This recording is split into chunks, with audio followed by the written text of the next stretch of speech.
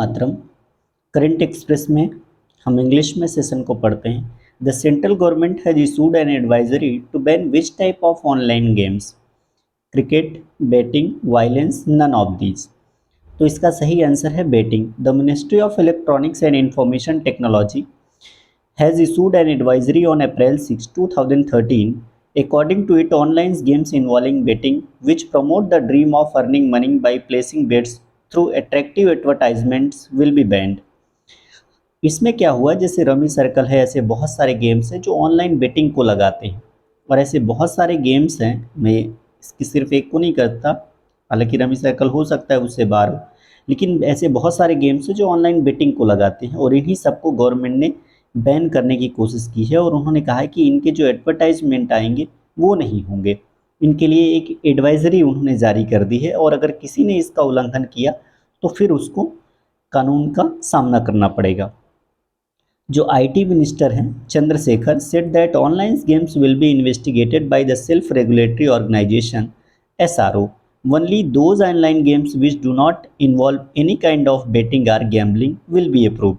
सिर्फ जिसमें किसी भी प्रकार की गैम्बलिंग नहीं होती है, सिर्फ वही जो गेम्स हैं वही हो जाएंगे। अच्छा, law of 3 months in jail or the gambling. अगर इसमें कोई भी पाया जाता है तो वो फिर गैम्बलिंग में उसको 3 months की जेल हो सकती है, ऐसा भी इस कानून में बताया गया है। अगली खबर है, which country became the 31st member of the military alliance NATO?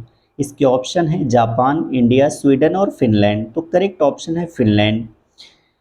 NATO, North Atlantic Treaty Organisation. Finland has become a new member of NATO in April 2023. In the 31st century, is joined this military alliance. Sorry, it means 31st country to join this military alliance. Turkey has Hungary were causing concerns about the inclusion of Finland, Sweden in NATO. However, they have accepted Finland's membership. It is believed that Sweden will also become a part of NATO very soon. हम इसमें समझ लेते हैं, इसमें जो Sweden है और जो नाटो है, स्वीडन और फिनलैंड दोनों को मिलना था, लेकिन चूंकि तुर्की ने इन दोनों के खिलाफ वोट किया था, बाद में तुर्की ने फिनलैंड को मान्यता दे दी और वो फिर हिस्सा बन गया। 4 अप्रैल को ये ऑफिशियली नाटो का सदस्य बन गया। फिनलैंड क्या है, इसका जो बॉर्डर है वो रसिया से जुड़ा हुआ है। यहाँ के प्राइम मिनिस्टर हैं सना मैरिन और इसकी कैपिटल है हेलेंस्की। जो नोकिया कंपनी है वो भी फिनलैंड की है और फिनलैंड को झीलों का देश कहा जाता है, यानी कि जो लेक ऑफ कंट्री कहते हैं, कंट्रीज ऑफ लेक, वो भी फिनलैंड ही है। रसिया, वो उसके लिए ये अनईजी है क्योंकि रसिया से बॉर्डर है फिनलैंड का सटा हुआ, और इसकी वजह से जो यूक्रेन और रशिया का युद्ध चल रहा है उसकी भी एक बड़ी वजह नाटो ही है, क्योंकि यूक्रेन नाटो में शामिल होना चाहता था, रसिया इस बात का विरोध कर रहा था और इसी वजह से दोनों के बीच झगड़ा हुआ। तो ये एक बड़ी वजह है। ये जो नाटो है ये 1949 में एक्चुअली बना था और ये मिलिट्री अलायंस है। दुनिया में जितने भी मिलिट्री अलायंस हैं उनमें से ये सबसे बड़ा मिलिट्री अलायंस है और इसको इस्टेब्लिश किया गया था 4 अप्रैल 1949 को। जब इसे इस्टेब्लिश किया गया था तो इसमें 12 कंट्रीज़ थे और इसका हेडक्वार्टर है ब्रुसेल्स, बेल्जियम में। अब ये जो ब्रुसेल्स है वो बेल्जियम की कैपिटल है और बेल्जियम की ये ब्रुसेल्स कैपिटल डायमंड के लिए फेमस है, इसे डायमंड सिटी भी कह सकते हैं आप। और इस वक्त अब इसके जो कंट्रीज हो चुके हैं वो 31st हो चुके हैं, क्योंकि उनमें से सबसे लास्ट जो है वो फिनलैंड बना है।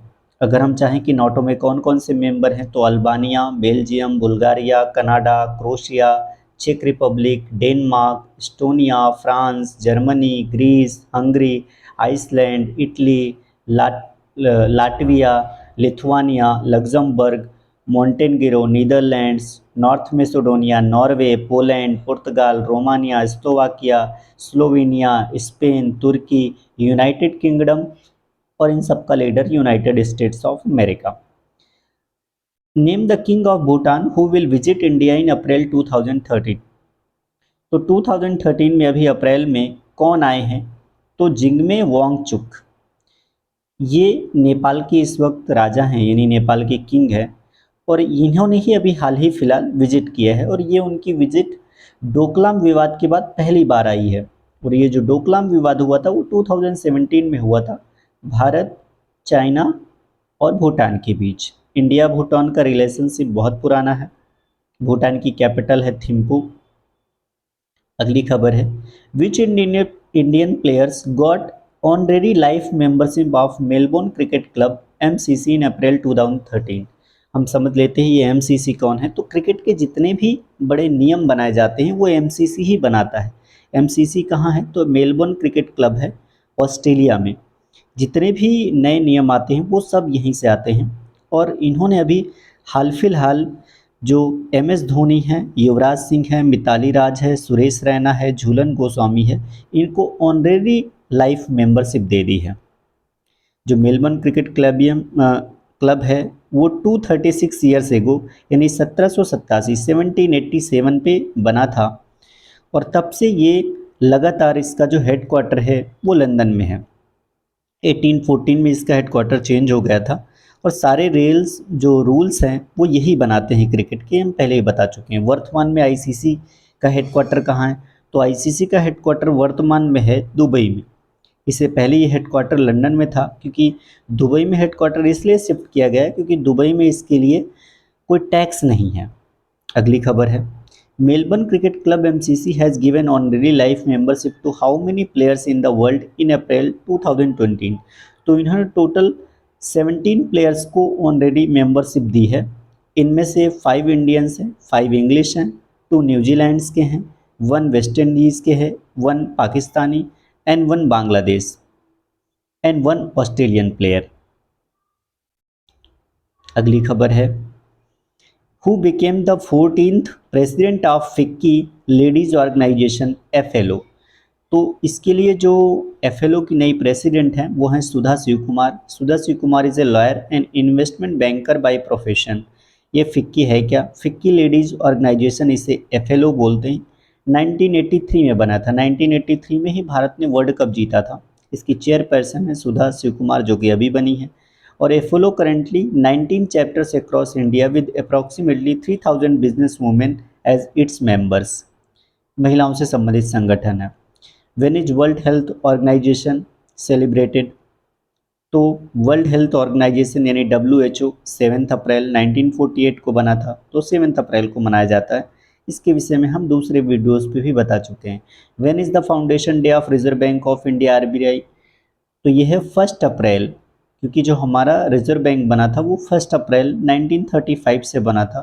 फिर जनवरी 1 1949 को ये नेशनलाइज हुआ। नेशनलाइज का मतलब गवर्नमेंट के अंडर आया। और वर्तमान में इसके ऑफिसेज हैं न्यू दिल्ली, मुंबई, कोलकाता एंड चेन्नई। और गवर्नर हैं Shaktikanta Das. When is the national maritime day celebrated?